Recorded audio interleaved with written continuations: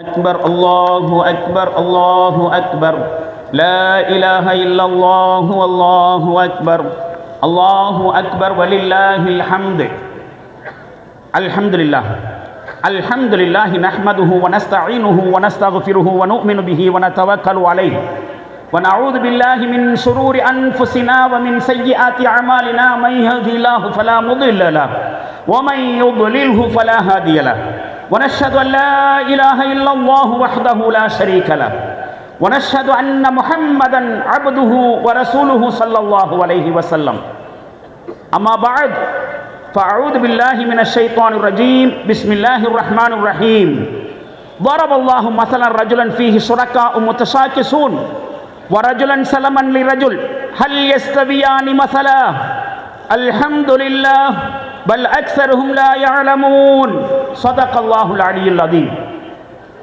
அகில உலகையும் படைத்து பரிபாலித்து ரட்சிக்கும் அல்லாஹுக்கே எல்லா புகழும் உரித்தானது. அல்லாஹ்வுடைய அன்பும் அருளும் அகிலத்திற்கெல்லாம் அவனால் வழிகாட்டிகளாக அனுப்பி வைக்கப்பட்ட அனைத்து இறை தூதர்களின் மீதும் அவர்களில் இறுதியாக வந்துதித்த எம்பெருமானார் முஹம்மது நபி ஸல்லல்லாஹு அலைஹி வஸல்லம் அவர்கள் மீதும் அவர்களது குடும்பத்தினர் தோழர் தொடர்ந்தோர் அனைவரின் மீதும் உலகில் உள்ள மூமின்களான நல்லடியார்களான ஆண்கள் பெண்கள் அனைவரின் மீதும் குறிப்பாக இறையருளை நாடி ஈதுகா தொழுகையிலே திரளாக குழுமி இருக்கக்கூடிய நம் அனைவர் மீதும் என்னென்றும் நின்று நிலவட்டுமாக. முதற்கட்டமாக ஈதுல் ஃபித்ர் என்கிற ஈகை திருநாளினுடைய வாழ்த்துக்களையும் சுபங்களையும் வளங்களையும் அல்லாஹ் நமக்கும் நம் அனைவர்களுக்கும் தந்தருள்வானாக என்கிற பிரார்த்தனையோடு, அடுத்ததாக உங்கள் அனைவருக்கும் ஜமாத்தே இஸ்லாமி ஹிந்த் மற்றும் அதற்கு கீழே இயங்கிக் கொண்டிருக்கக்கூடிய சமுதாய பணிகளை ஆற்றிக் கொண்டிருக்கக்கூடிய தீன் பணியாற்றிக் கொண்டிருக்கக்கூடிய ஜமாத் இஸ்லாமி ஹிந்த் மகளிர் அமைப்பு, அதன் மாணவர் அமைப்பான SIO என்கிற இந்திய மாணவர் இஸ்லாமிய அமைப்பு, மாணவியர் அமைப்பான GIO என்று சொல்லக்கூடிய கேர்ள்ஸ் இஸ்லாமிக் ஆர்கனைசேஷன் அதன் சார்பாகவும், ஜமாத்தின் கீழ் இயங்கிக் கொண்டிருக்கக்கூடிய சாலிடாரிட்டி இளைஞர் மூவ்மெண்ட்டின் சார்பாகவும், ஜமாத்தினுடைய இஸ்லாமியா ஸ்கூல் முதல் கொண்டு ஹிதாயா மகளிர் இஸ்லாமிய கல்லூரி, லிபாஸ் டெய்லரிங் கோர்ஸ், மதீனத்துல் உலூம் மதரசா என்று ஜமாத்தின் கீழ் இயங்கிக் கொண்டிருக்கக்கூடிய அனைத்து நிறுவனங்களின் சார்பாகவும், மஸ்ஜிதுல் இஹ்சான், மஸ்ஜிதுல் ஹுதா, மஸ்ஜிதுல் நூர் அரிசிபாளையம், மஸ்ஜிதுல் கௌசர் GM நகர், மஸ்ஜிதுல் முஹாஜிரின் வெள்ளலூர், மஸ்ஜிதே ஹிரா குனியமுத்தூர் ஆகிய 6 பள்ளிவாசல்களுடைய இமாம்கள், முஅத்தின்கள், நிர்வாகிகள் சார்பாகவும், அதே மாதிரி கோவையிலே நடைபெற்றுக் கொண்டிருக்கக்கூடிய 56க்கும் மேற்பட்ட ஆண்கள் பெண்கள் வட்டங்களின் சார்பாகவும் பெருநாளினுடைய வாழ்த்துக்களை தெரிவித்துக் கொள்வதிலே மகிழ்ச்சி அடைகின்றேன். கண்ணியத்திற்கும் மரியாதைக்கும் உரிய பெருமக்களே, இன்றைய ஈது உரையை இந்தியாவிலிருந்து தொடங்குகிறோம். இந்தியா சுதந்திரம் அடைந்து விட்டதாக சொல்லப்படுகிறது. சுதந்திரம் அடைந்து 3/4 நூற்றாண்டுகளுக்கும் மேலாகிவிட்டதாகவும் சொல்லப்படுகிறது. யாரிடமிருந்து இந்தியா சுதந்திரம் பெற்றது? இந்தியர்களான நாம் எதிலிருந்து விடுதலை அடைந்தோம் என்று கேட்டால், வெள்ளையர்களிடமிருந்து நாம் சுதந்திரம் பெற்றோம், அடிமைத்தனத்திலிருந்து விடுதலை அடைந்தோம் என்கிறோம். அடிமைத்தனம் என்றால் என்ன? சுதந்திரம், விடுதலை என்றால் என்ன? ஒரு மனிதன் இன்னொரு மனிதனுக்கு கீழ்ப்படிவதும் அடங்கி போவதும் தான் அடிமைத்தனம். ஒரு மனிதன் சுயமாகவும் மற்றவனுக்கு அடங்கி போகலாம், அல்லது கட்டாயம் நிர்பந்தத்தின் பேரிலும் அடங்கி போய் அடிமையாகலாம். இப்படி எந்த நிலைமையிலும், எந்த விதத்திலும், எந்த சூழ்நிலையிலும் எந்த மனிதனுக்கும் அடிமைப்படாமல் இருப்பதுதான் சுதந்திரம். எல்லா வகையான அடிமைத்தனத்திலிருந்தும் விடுபடுவதுதான் விடுதலை.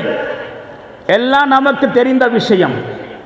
ஆனால் உண்மையில் நாம் இன்றைக்கு விடுதலை பெற்று விட்டோமா? இன்றைக்கு நாம் சுவாசித்துக் கொண்டிருப்பது சுதந்திர காற்றைத்தானா என்றால் இல்லை என்று தான் சொல்ல வேண்டியிருக்கிறது. வெள்ளையரிடமிருந்து விடுதலை பெற்று விட்டோம் தான். ஆனால் வேறு பல மனிதர்களுக்கும் சிந்தனைகளுக்கும் கொள்கைகளுக்கும் இந்தியர்களாக நாம் அடிமைப்பட்டு கிடக்கின்றோம். அந்த வகையிலே வெள்ளையரிடமிருந்து பெற்ற சுதந்திரம் வீணாகிவிட்டு இருக்கிறது, அர்த்தம் இல்லாததாக இருக்கிறது. உயிரோட்டம் இல்லாமல் போய் நம்முடைய சுதந்திரம் செத்து சவக்குழியிலே கிடக்கிறது. நாம் பெற்ற சுதந்திரம் செத்து சவக்குழியிலே இருந்து கொண்டிருக்கிறது. இன்றைக்கு நாம் அனைவரும் இந்திய ஆட்சியாளர்களுக்கு அடிமைகளாக இருந்து கொண்டிருக்கிறோம். அவர்கள் நம்மை அடிமைகளைப் போல நடத்தி கொண்டிருக்கிறார்கள்.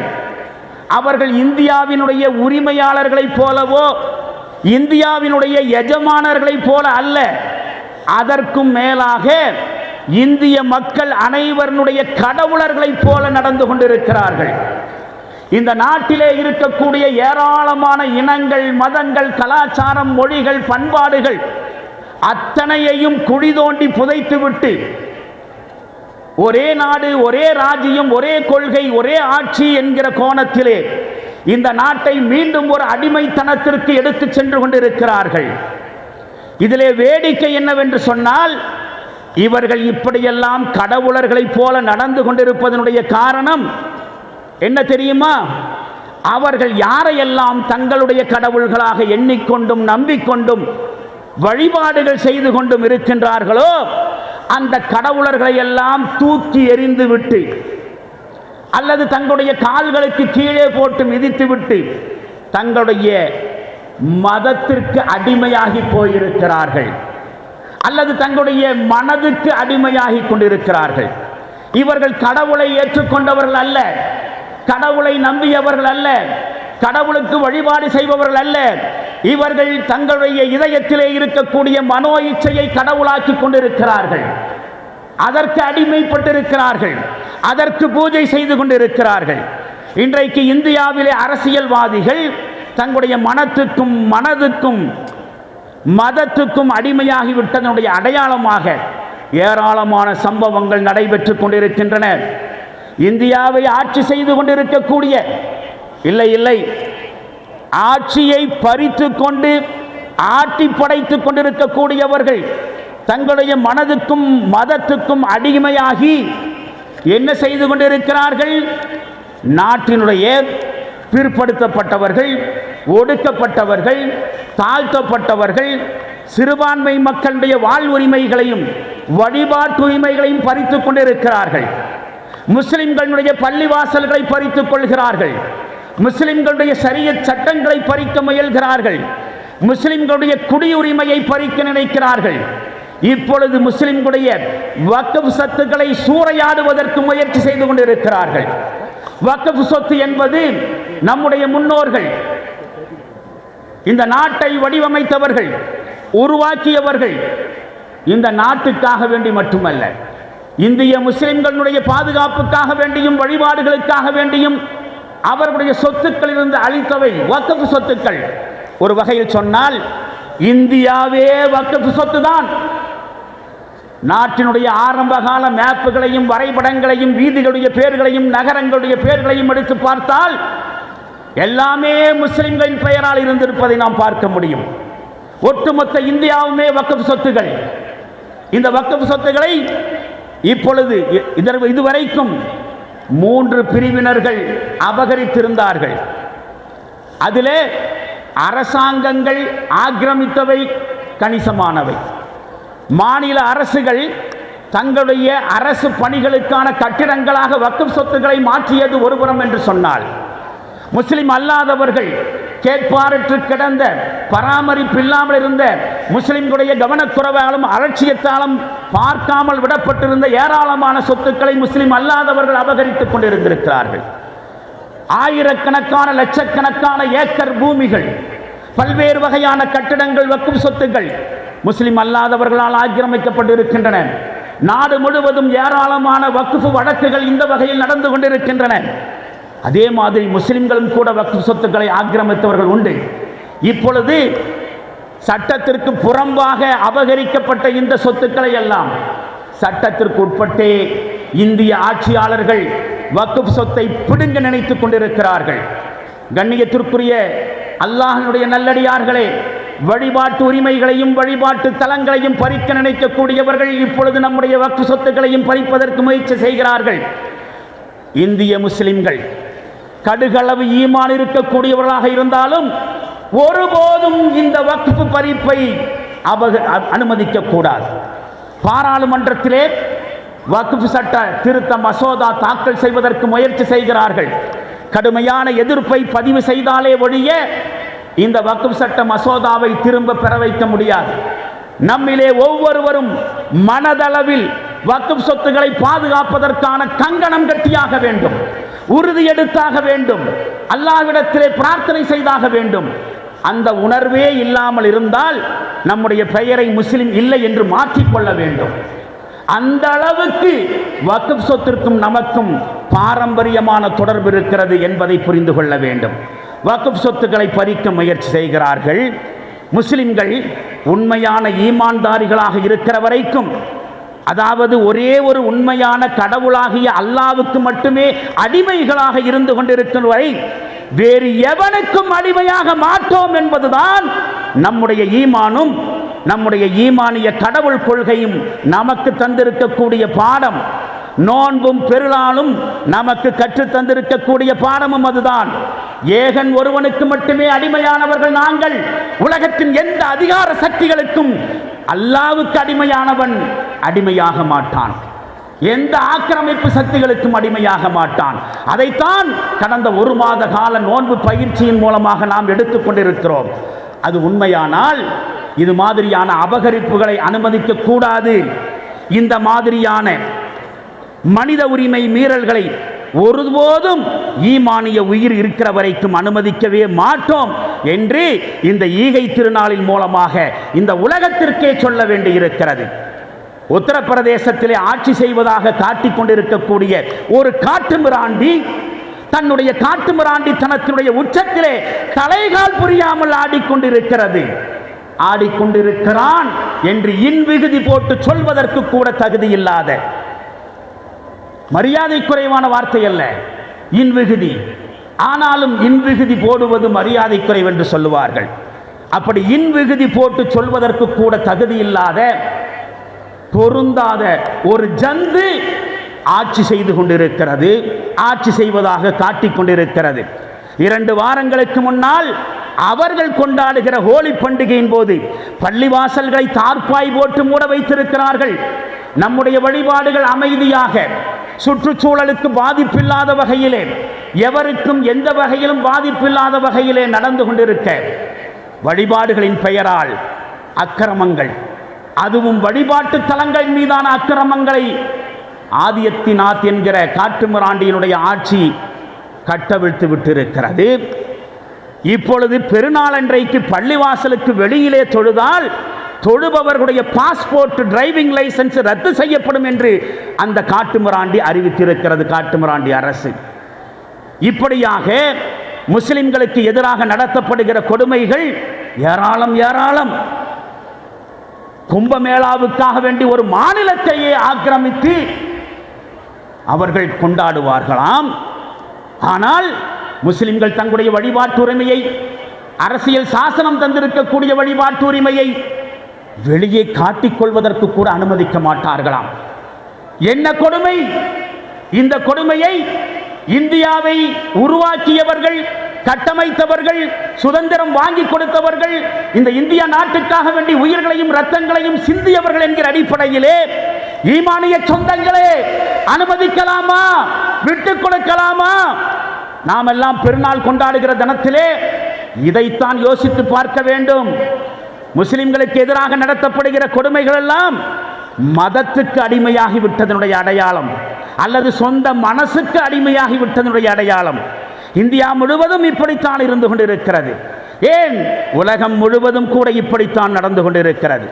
முஸ்லிம்கள் இதையெல்லாம் மௌனமாக அங்கீகரித்துக் கொண்டு விடுவார்கள் என்று இஸ்லாத்துடைய எதிரிகளும் முஸ்லிம்களுடைய எதிரிகளும் மனப்பால் குடித்துக் கொண்டிருக்கிறார்கள். அவர்களுக்கு நிரூபிக்க வேண்டியிருக்கிறது. இன்றைக்கு வாழ்ந்து கொண்டிருக்கக்கூடிய முஸ்லிம்கள் கோழைகள் அல்ல, அவர்கள் வீர மறவர்கள், ஒரு வீர வரலாற்றுக்கு சொந்தக்காரர்கள் என்பதை நம்முடைய எல்லா வகையான நடவடிக்கைகளாலும் நிரூபிக்க வேண்டியிருக்கிறது. உலகம் முழுவதும் இதுதான். இஸ்ரேல் என்கிற திருட்டு நாட்டினுடைய ஆட்சியாளர்கள், கொடியவர்கள், இன்றைக்கு பலஸ்தீன் கஸ்ஸா முஸ்லிம்கள் மீது கட்டவிழ்த்து விட்டிருக்கக்கூடிய கொடுமைகள் சொல்லி மாளாது. உலகத்தினுடைய மனசாட்சி செத்து போயிருக்கிறது கஸ்ஸா முஸ்லிம்கள் விஷயத்திலே. உலகத்தினுடைய கண்கள் குருடாகி இருக்கிறது கஸ்ஸா முஸ்லிம்கள் விஷயத்திலே. அதிலே சில முஸ்லிம் நாடுகளும் அடக்கம் என்பதையும் கசப்போடு சொல்லிக்கொள்ள வேண்டியிருக்கிறது. கஸ்ஸா முஸ்லிம்கள் வயோதிகர்கள், பெண்கள், குழந்தைகள் என்று பாராமல் நாளும் நாளும் கொன்றொழித்துக் கொண்டிருக்கிறார்கள். இன்றைக்கு உலகம் மனிதாபிமானம் என்கிற வார்த்தையை தவற விட்டு விட்டது. இரக்கம் என்கிற வார்த்தையை தொலைத்து விட்டிருக்கிறது. இன்றைக்கு நாங்கள் மனிதர்கள் என்கிற ஒரு உரிமைவாதத்தை இழந்தவர்களாக உலக நாடுகளினுடைய ஆட்சியாளர்கள் நிரூபித்துக் கொண்டிருக்கிறார்கள். இஸ்ரேலுடைய ஆட்சியாளர்களும் கூட கடவுள் நம்பிக்கையுடையவர்கள் என்றுதான் தங்களை பற்றி சொல்லிக் கொள்கிறார்கள். ஆனால் அவர்களும் தங்களுடைய கடவுளர்களை தூக்கி எறிந்துவிட்டு தங்களுடைய மதத்திற்கும் மனதுக்கும் அடிமையாகிவிட்டவர்கள் தான். யூத மதம் தான் பெரிது என்று மதத்திற்கு அடிமையானவர்கள், கடவுள் நம்பிக்கையாளர்கள் அல்ல, மதத்தை கடவுளாக்கியவர்கள், மனதை கடவுளாக்கியவர்கள் தான்.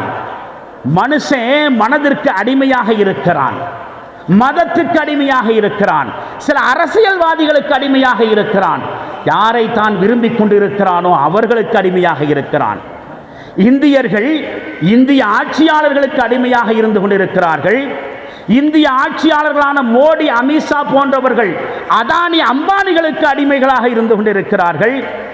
அதானி அம்பானி போன்றவர்கள் பணத்துக்கும் மேல்நாட்டு அதிகாரங்களுக்கும் மோகங்களுக்கும் அடிமைகளாக இருந்து கொண்டிருக்கிறார்கள். மேல்நாட்டு வல்லரசு ஆட்சியாளர்கள் தங்களுடைய மனதுக்கு அடிமைகளாக இருந்து கொண்டிருக்கிறார்கள். அடிமைத்தனம், அடிமைத்தனம், அடிமைத்தனம், எங்கும் அடிமைத்தனம், எதிலும் அடிமைத்தனம், ஆட்சியில் அடிமைத்தனம், பொருளாதாரத்தில் அடிமைத்தனம், உலகத்தை அனுபவிப்பதிலே அடிமைத்தனம். அடிமைத்தனத்தினுடைய வெறி, அடிமைத்தனம் என்கிற பேய் உலகத்தை ஆட்டி படைத்துக் கொண்டிருக்கக்கூடிய காலகட்டம். அல்லாஹ் சொல்லுவான், லரபல்லாஹு மஸலா, அல்லாஹ் ஒரு உதாரணம் சொல்லுகிறான், ரஜுலன் ஃபீஹி ஷுரக்காஉ முத்தஷாக்கிஷூன், ஒரு மனிதன் இருக்கின்றான், அவன் மீது உரிமை கொண்டாடுவதிலே துர்குணமுடைய மனிதர்கள் பங்காளிகளாக இருக்கிறார்கள். அவர்கள் ஒவ்வொருவரும் அந்த மனிதரை தங்கள் பக்கத்தில் இழுத்து கொண்டிருக்கிறார்கள். இதுதான் இன்றைக்கு உலகத்தினுடைய ஆட்சியாளர்களுடைய நிலைமை. ஒவ்வொரு ஆட்சியாளனையும் இந்த அடிமைத்தனம் தங்கள் பக்கம் இழுத்துக் கொண்டிருக்கிறது. ஆனால் நம்மை பற்றி சொல்லுகிற அல்லாஹ் இந்த வசனத்தின் வரிசையில் என்ன சொல்லுகிறான் தெரியுமா? வரஜுலன் சலமன் ரஜுலின், இன்னொரு மனிதன் முழுக்க முழுக்க ஒரே ஒரு உரிமையாளனுக்கு அடிமையாக இருக்கிறான். ஹல் யஸ்தவியானி மசலா, உதாரணத்தில் கூட இந்த ரெண்டு பேரும் சமமாவார்களா? தங்கள் பக்கம் இழுத்துக் கொண்டிருக்கக்கூடிய பல எஜமானர்களுக்கு அடிமைகளாக இருக்கக்கூடிய மனிதனும் ஒரே ஒரு மனிதனுக்கு மட்டும் அடிமையாக இருக்கக்கூடிய மனுஷனும் சமமாவானா? ஆக மாட்டார்கள். அல்ஹம்துலில்லாஹ், அல்லாஹ்வுக்கே எல்லா புகழும். பல் அக்ஸர்ஹும் லா யஅலமூன், பெரும்பான்மையான மக்கள் இதனை அறிவதில்லையே என்று 39வது அத்தியாயத்தின் 29வது வசனத்திலே அல்லாஹ் அறைகூவல் விடுக்கிறான். இப்படியாக மனிதர்கள் தங்களுக்குள் ஒவ்வொருக்கொருவர் அடிமைகளாக இருக்கிறார்கள். ஒருவன் தன்னுடைய மனோ இச்சைக்கு அடிமைப்படுகிறான் என்று சொன்னால் அவன் தன்னுடைய அழிவுக்குத்தான் வழி தேடிக் கொண்டிருக்கிறான். வரலாறு சொல்லுகிற பாடம், மனசுக்கு அடிமையானவன் அழிவை நோக்கி பயணப்படுகிறான். அப்படிப்பட்டவனுக்கு கண்ணும் காதும் இதயமும் இருந்தாலும் கூட அதன் மூலமாக அவர்களுக்கு எந்த பயனும் இல்லை. சிந்திக்கக்கூடிய சிறப்பு குணம் இல்லாத ஒரு விலங்கினை போல, ஒரு ஜந்துவை போலத்தான் அவனுடைய கண்ணும் காதும், அவனுக்கு இருக்கக்கூடிய மற்ற உறுப்புகளும் அவனுக்குள்ளே செயல்பட்டு கொண்டிருக்கின்றன. அல்லாஹ் சொல்லுகிறான், அஃபரைத மனித்தஹத இலாஹு ஹவாஹு, தன்னுடைய மனோ இச்சையை கடவுளாக்கி கொண்டவனை பார்த்தீர்களா? வ அலல்லஹுல்லாஹு அலா இல்மின், அறிந்தே அல்லாஹ் அவனை வழிகேட்டில் விட்டு விட்டான். வஹதம அலா சம்இஹி, அவனுடைய செவிப்புலனின் மீதும் கல்விஹி, அவனுடைய இதயத்தின் மீதும் அல்லாஹ் முத்திரையிட்டு விட்டான். வஜஅல அலா பஸரிஹி கிஷாவா, அவனுடைய பார்வையின் மீதும் திரையை அமைத்து விட்டான். ஃபமை யஹ்தீஹி மின் பாதில்லாஹ், அல்லாஹ்வுக்கு பிறகு இத்தகைய வழிகட்டவர்களுக்கு யார் வழிகாட்ட முடியும்? அஃபலா ததக்கரூன், நீங்கள் விழிப்புணர்வு பெற வேண்டாமா, சிந்திக்க வேண்டாமா என்று கேட்கிறான் 45வது அத்தியாயம் 23வது வசனத்திலே. கண்ணியத்திற்குரியவர்களே, மனோ இச்சைக்கு அடிமையாகிவிட்ட இப்படிப்பட்டவர்களை பிடிப்பதற்கு சாத்தானிய சக்திகள் போட்டுக் கொண்டிருக்கும்.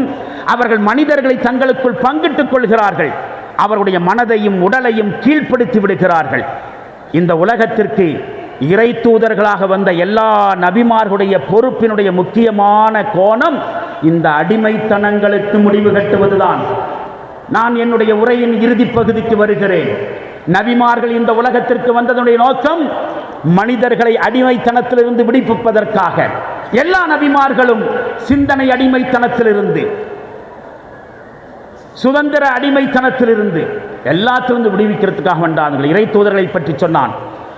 இறுதி தூதரை பற்றி சொல்லுகிற பொழுது வயலா வன்கும் இஸ்ரகம் வல்ல அல்லாஹ் அகலாலத்தை காணத்து அலைகும், அவர்கள் மீது இருக்கக்கூடிய சுமையை இறை தூதர் இறக்குவார், அவர்களை பிணைத்திருந்த விலங்குகளையும் உடைத்தெறிவார். நபிமார்கள் சுதந்திரத்திற்காக போராடியவர்கள், அடிமைத்தனத்தை உடைத்தெறிந்தவர்கள். 7வது அத்தியாயத்தின் 157வது வசனம் சொல்லும். கண்ணியத்திற்குரியவர்களே, மதத்தின் பெயராலும் கடவுளின் பெயராலும் தான் இப்படிப்பட்ட கொடுமைகள் அரங்கேற்றப்படுகிறது என்று சொன்னால், அந்த கடவுள்களும் மதங்களும் பொய்யானவை, வெற்று கற்பனைகள். இதுதான் இஸ்லாத்தினுடைய கடவுள் கொள்கையான லா இலாஹா இல்லல்லாஹ் என்கிற சித்தாந்தம் தருகிற செய்தி. இஸ்லாத்தினுடைய கடவுள் கொள்கையினுடைய வாசகத்திலே லா இலாஹா இல்லல்லாஹ் என்கிற சொற்பிரயோகம் ஒரு மறுப்போடு துவங்குகிறது. கடவுளே இல்லை என்பதுதான் இதனுடைய அர்த்தம். என்ன இதனுடைய கருத்து? படைக்கப்பட்டவர்களை கடவுளாக்குகின்ற எல்லா வாய்ப்புகளையும், படைப்புகளுக்கு கீழடங்கி போகிற எல்லா சாத்தியங்களையும், மனிதனுக்கு அடிமைப்பட்டு போகிற எல்லா விஷயங்களையும் திட்டவட்டமாக மறுக்கிறது லா இலாஹா இல்லல்லாஹ். வணக்கத்திற்கும் கீழ்ப்படிதலுக்கும் உரிய இறைவன் அல்லாஹ்வை தவிர யாரும் இல்லை. அடிமைப்படுவதற்குரிய தகுதியுடையவன் அல்லாஹ் மட்டுமே. வேறு எந்த சக்திக்கும் மனிதன் அடிமைப்படக்கூடாது என்கிற தத்துவத்தை லா இலாஹா இல்லல்லாஹ் சொல்லி நிற்கிறது. இந்த இறை நம்பிக்கை கொள்கை வாசகத்தினுடைய கடவுளே இல்லை என்கிற மறுப்புக்கு அடுத்து சொல்லப்படுவது யார் உண்மையான எஜமானன் என்கிற விஷயம். அந்த பிரபஞ்சநாதனுக்கு மட்டுமே மனிதன் அடிமைப்பட்டாக வேண்டும். இல்லல்லாஹ், அல்லாஹ்வை தவிர வேறு கடவுள் இல்லை. இங்கே 2 விஷயங்கள் கவனத்தில் கொண்டாக வேண்டும். ஒன்று, உண்மையான கடவுளுக்கு மட்டுமே மனிதன் அடிமைப்பட்டாக வேண்டும் என்கிற இந்த விஷயம் வெறும் கொள்கை முழக்கமாக மட்டும் இருந்தால் பத்தாது, செயல் மூலமாக அதனை உண்மைப்படுத்தியாக வேண்டும். இரண்டாவதாக, உண்மையான கடவுளுக்கு அடிமைப்படுகிற இந்த கொள்கை என்பது வெறும் வழிபாட்டு சடங்குகளோடு மட்டும் முடித்துக் கொள்ளக்கூடியதல்ல. இறை நம்பிக்கையும் செயல்பாடுகளும் ஒன்று சேருகிற இடத்தில்தான் இஸ்லாத்துடைய வாழ்க்கையே துவங்குகிறது. இந்த வழிபாடுகளையும் தாண்டி வாழ்வியலிலே அல்லாஹுக்கு மட்டுமே அடிமைப்பட வேண்டும். முஸ்லிம்களின் சார்பாக இந்த பெருநாளினுடைய மூலமாக இந்த உலகத்திற்கு சொல்ல வேண்டிய செய்தியும் அதுதான். குர்ஆன் இந்த விஷயத்தை அழுத்தம் திருத்தமாக சொல்லுகிறது. வசனத்தை சொல்லி முடிப்போம். குல், நபியே சொல்லுங்கள், யா அஹ்லல் கிதாப், வேதத்துடையவர்களே, தஆலவ் இலா கலிமத்தின் சவாஇன் பைனனா வ பைனக்கும், உங்களுக்கும் நமக்கும் இடையில் இருக்கக்கூடிய ஒரு பொதுவான விஷயத்தின் பக்கம் வாருங்கள். கடவுள் நம்பிக்கை கொண்டவர்கள் தானே, வேத வழிகாட்டுதல் இருப்பதாகத்தானே சொல்லிக் கொண்டிருக்கிறீர்கள். அப்படியானால் உங்களுக்கும் நமக்கும் இடையில் இருக்கக்கூடிய பொதுவான விஷயம் நிறைய இருக்கிறது. அல்லாஹ் நஅபுத இல்லல்லாஹ், உண்மையான கடவுளை தவிர வேறு யாரையும் நாம் அடிமைப்பட மாட்டோம். வலா நுஷ்ரிகு பிஹி ஷைஆ, அந்த உண்மையான கடவுளாகிய அல்லாஹ்வுக்கு எதனையும் இணை வைக்க மாட்டோம் என்று கொள்கையின் பக்கம் வாருங்கள். வலா யத்தஹிது பஅதுனா பஅதன் அர்பாபா மின் தூனில்லாஹ், அல்லாஹ்வை விடுத்து நமக்கு மத்தியிலே, மனிதர்களுக்கு மத்தியிலே ஒருவரை ஒருவர் கடவுளாக்கி கொள்ளக்கூடாது.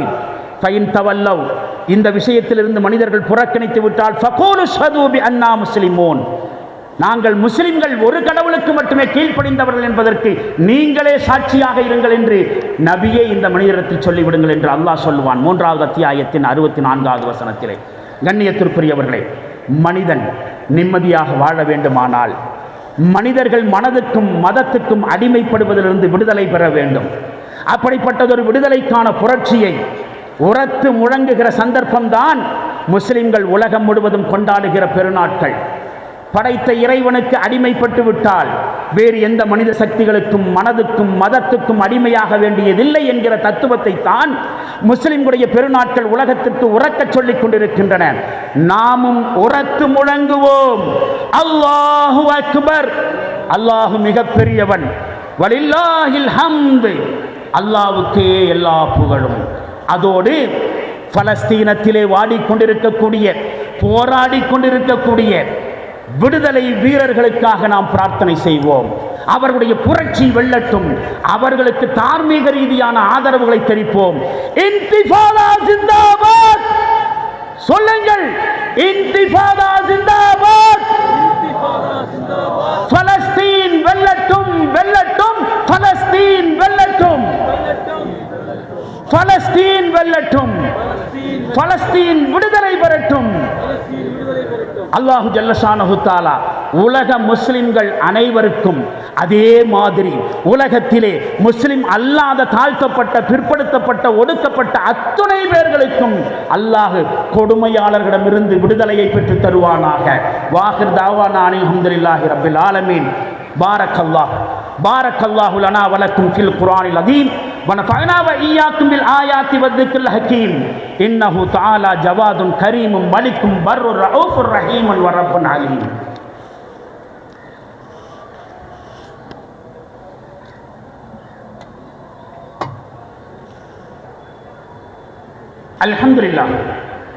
அல்ஹம்துலில்லாஹி ரப்பில் ஆலமீன் அர் ரஹ்மானிர் ரஹீம் மாலிகி யௌமித்தீன் والصلاة والسلام على رسوله الأمين وعلى آله وصحبه أجمعين. أما بعد، أوصيكم عباد الله وإياي أولا بتقوى الله. فأعوذ بالله من الشيطان الرجيم. بسم الله الرحمن الرحيم. يا أيها الذين آمنوا قوا أنفسكم وأهليكم نارا وقودها الناس والحجارة عليها ملائكة غلاظ شداد لا يعصون الله ما أمرهم ويفعلون ما يؤمرون. وقال تعالى: ولتكن منكم أمة يدعون إلى الخير ويأمرون بالمعروف وينهون عن المنكر وأولئك هم المفلحون. وقال تعالى: هو الذي أرسل رسوله بالهدى ودين الحق ليظهره على الدين كله ولو كره المشركون. وقال الله تعالى: إن الله وملائكته يصلون على النبي يا أيها الذين آمنوا صلوا عليه وسلموا تسليما. اللهم صل وسلم على خاتم النبيين محمد وعلى الخلفاء الراشدين المهديين أبو بكر الصديق وعمر الفاروق وعثمان بن عفان وعلي بن أبي طالب وعلى أزواج النبي الأمهات المؤمنين وعلى سائر الصحابة والتابعين ومن تبعهم إلى يوم الدين رضوان الله تعالى عليهم أجمعين. اللهم انصر من نصر دين محمد صلى الله عليه وسلم واجعلنا منهم، واخذل من خذل دين محمد صلى الله عليه وسلم ولا تجعلنا منهم. عباد الله رحمكم الله، إن الله يأمر بالعدل والإحسان وإيتاء ذي القربى وينهى عن الفحشاء والمنكر والبغي يعظكم لعلكم تذكرون. ولذكر الله تعالى أعلى وأكبر والله يعلم ما تصنعون. الجنة يا رب العالمين. اللهم ربنا لا تزغ قلوبنا بعد إذ هديتنا وهب لنا من لدنك رحمة إنك أنت الوهاب. اللهم ربنا لا تؤاخذنا إن نسينا أو أخطأنا ربنا ولا تحمل علينا إصرا كما حملته على الذين من قبلنا ربنا ولا تحملنا ما لا طاقة لنا به واعف عنا واغفر لنا وارحمنا أنت مولانا فانصرنا على القوم الكافرين. யா அல்லாஹ், எங்கள் பாவங்கள் அனைத்தையும் மன்னித்தருள்வாயாக. யா அல்லாஹ், எங்கள் தாய் தந்தையர் உற்றார் உறவினர் நண்பர்கள் அனைவரின் பாவங்களையும் மன்னித்தருள்வாயாக. யா அல்லாஹ், யாரெல்லாம் எங்களுடைய குடும்பத்திலே வஃபாத் ஆகி போனார்களோ அவர்களுடைய கபர்களையும் எங்களுடைய கபர்களையும் விசாலமாக்கி வைப்பாயாக. யா அல்லாஹ், அவருடைய கபர்களையும் எங்களுடைய கபர்களையும் சோன பூங்காக்களாக்கி வைப்பாயாக. யா அல்லாஹ், அவருடைய கபர்களையும் எங்களுடைய கபர்களையும் வெளிச்சமாக்கி வைப்பாயாக. யா அல்லாஹ், அவர்களுக்கும் எங்களுக்கும் கேள்வி கணக்குகளை லேசாக்கி வைப்பாயாக. யா அல்லாஹ், அவர்களுக்கும் எங்களுக்கும் மறுமையிலே வெற்றியை தந்தருள்வாயாக. யா அல்லாஹ், நாங்கள் ரமலான் மாதத்திலே செய்த இபாதத்துகளை ஏற்றுக்கொள்வாயாக. எங்களுடைய நோன்புகளை ஏற்றுக்கொள்வாயாக. எங்களுடைய இரவு தொழுகைகளை ஏற்றுக்கொள்வாயாக. நாங்கள் செய்த தான தர்மங்கள் ஜக்காத்துகளை ஏற்றுக்கொள்வாயாக.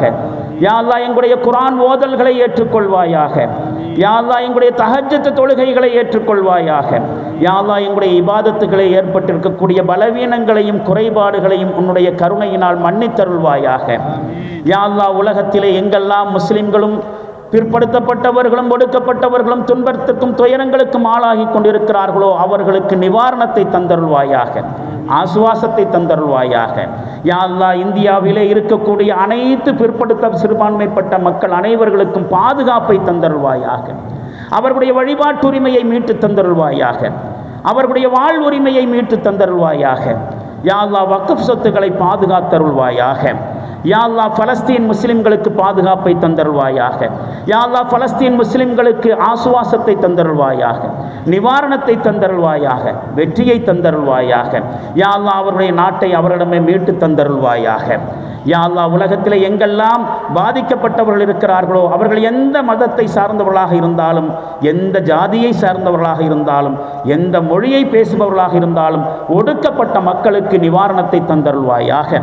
யா அல்லாஹ், சமுதாயத்திற்கு ஒற்றுமையை தந்தருள்வாயாக. யா அல்லாஹ், எங்களுக்கு தலைவர்களை ஒன்றுபடுத்தி அருள்வாயாக. யா அல்லாஹ், எங்களுடைய பெருநாளைகளை ஒரே நாளில் கொண்டாடுகிற பாக்கியத்தை தந்தருள்வாயாக. ஒரே நாளில் நோன்பு வைக்கிற பாக்கியத்தை தந்தருள்வாயாக. எங்களுக்குள் இபாதத்திலே ஒருமித்த சிந்தனையை ஏற்படுத்தி அருள்வாயாக. யா அல்லாஹ், எங்களுடைய வீடுகளை திருக்குரான் ஷரீஃப் ஓதப்படுகிற வீடுகளாக ஆக்கி அருள்வாயாக. யா அல்லாஹ், இஸ்லாமிய இல்லங்களாக ஆக்கி அருள்வாயாக. யா அல்லாஹ், எங்களுக்கு வியாபாரத்தில் அபிவிருத்தியை தந்தருள்வாயாக, தொழிலிலே பரக்கத்தை தந்தருள்வாயாக. யா அல்லாஹ், யாரெல்லாம் நோய்வாய்ப்பட்டிருக்கிறார்களோ அவர்களுக்கு ஷிஃபாவை தந்தருள்வாயாக. யா அல்லாஹ், யாரெல்லாம் கடனால் துன்பப்பட்டு கொண்டிருக்கிறார்களோ அவர்களுக்கு நிவாரணத்தை தந்தருள்வாயாக. பொருளாதார வசதி வாய்ப்புகளை ஏற்படுத்தி தந்தருள்வாயாக. கடன்களை எல்லாம் மீட்டு தந்தருள்வாயாக.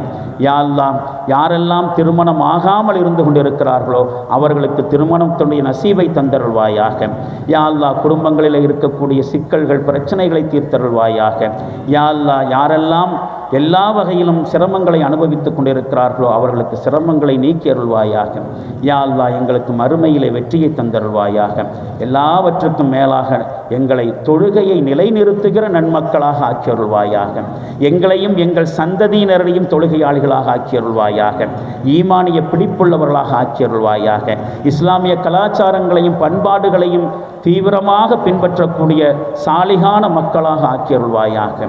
யா அல்லாஹ், இந்த உலகத்திலே எல்லோருக்கும் நிம்மதியை தந்தருள்வாயாக. எல்லோருடைய உரிமைகளையும் மீட்டு தந்தருள்வாயாக.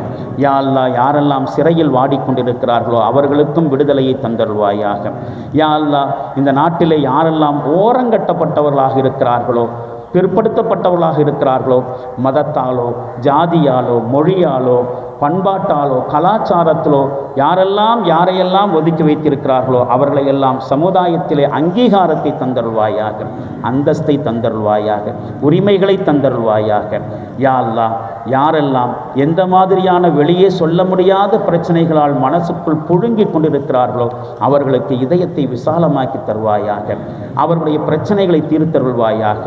யா அல்லாஹ், இந்த ஈது திருநாளின் பொழுது, இந்த வெயிலின் பொழுது இருகரம் ஏந்தி உன்னிடத்தில் பிரார்த்தனை செய்கிறோம். எங்களுடைய கைகளை வெறுமனே திருப்பி விடாதே யா அல்லாஹ். எங்களுடைய கைகளை திருப்பி விடாதே யா அல்லாஹ். எங்களை நிராசையாக்கி விடாதே யா அல்லாஹ். உன்னுடைய கருணை நாடியவர்களாக இருக்கிறோம். எதனை கேட்பது எதனை கேட்காமல் விடுவது என்கிற அறிவில் தெளிவில்லாதவர்களாக இருக்கிறோம். எங்களுடைய தேவைகளை எங்களை விட நீயே அறிந்தவர்களாக இருக்கிறாய். எங்களுடைய தேவைகளை நிறைவேற்றி தந்தருள்வாயாக. யா அல்லாஹ், உன்னுடைய தொழுகையை நிறைவேற்றுகிற பாக்கியத்தை தந்தருள்வாயாக. குர்ஆனோடு தொடர்பை வலிமைப்படுத்துகிற பாக்கியம் தந்தருள்வாயாக. உன்னோடு தால்லுக்கை நெருக்கத்தை அதிகமாக்கி தருகிற வாய்ப்பை தந்தருள்வாயாக. யா அல்லாஹ், எல்லா பள்ளிவாசல்களுக்கும் பாதுகாப்பை தந்தருள்வாயாக. இழந்த பள்ளிவாசல்களை மீட்டு தந்தருள்வாயாக. இருக்கிற பள்ளிவாசல்களை காத்தருள்வாயாக. எங்கெல்லாம் வழிபாடுகள் செய்வதற்கு வாய்ப்பில்லாமல் இருக்கிறதோ அங்கெல்லாம் வழிபாடுகளுக்குரிய வாய்ப்பை தந்தருள்வாயாக. யா அல்லாஹ், இந்த இடத்திலே நாங்கள் கேட்கிற துவாவை மனமுவந்து ஏற்றுக்கொள்வாயாக. யா அல்லாஹ், எங்களுடைய எல்லா இபாதத்துகளையும் ஏற்றுக்கொள்வாயாக. குறைபாடுகளை நீக்கி அருள்வாயாக. யா அல்லாஹ், யாரெல்லாம் எந்த மாதிரியான சிரமங்களில் இருக்கிறார்களோ அவர்களுக்கெல்லாம் முழுமையான நிவாரணத்தை தந்தருள்வாயாக. அல்லாஹும்ம தகப்பல் மின்னா துஆனா இன்னக அன்த ஸமீஉல் அலீம் வதுப் அலைனா இன்னக அன்த தவ்வாபுர் ரஹீம். வஸல்லல்லாஹு தஆலா வஸல்லம் அலா கைரி ஹல்கிஹி சய்யிதினா முஹம்மதின் வ அலா ஆலிஹி வ ஸஹ்பிஹி அஜ்மஈன் வல்ஹம்துலில்லாஹி ரப்பில் ஆலமீன். اللهم صل وسلم على رسولك سيدنا محمد وعلى آل سيدنا محمد بارك وسلم عليه. அனைவருக்கும் ஜமாத் இஸ்லாமி மற்றும் அதன் கீழ் இருக்கக்கூடிய அனைத்து நிறுவனங்கள் நிர்வாகிகள் சார்பாகவும் இமாம்கள் மாதின்கள் சார்பாகவும் அனைவருக்கும் மீண்டும் ஈது திருநாள் ஈதுல் ஃபித்ர் ஈகை திருநாளின் வாழ்த்துக்களை தெரிவித்துக் கொள்கிறேன். அஸ்ஸலாமு அலைக்கும் வரஹ்மத்துல்லாஹி வபரகாத்துஹு. ஈத் முபாரக்.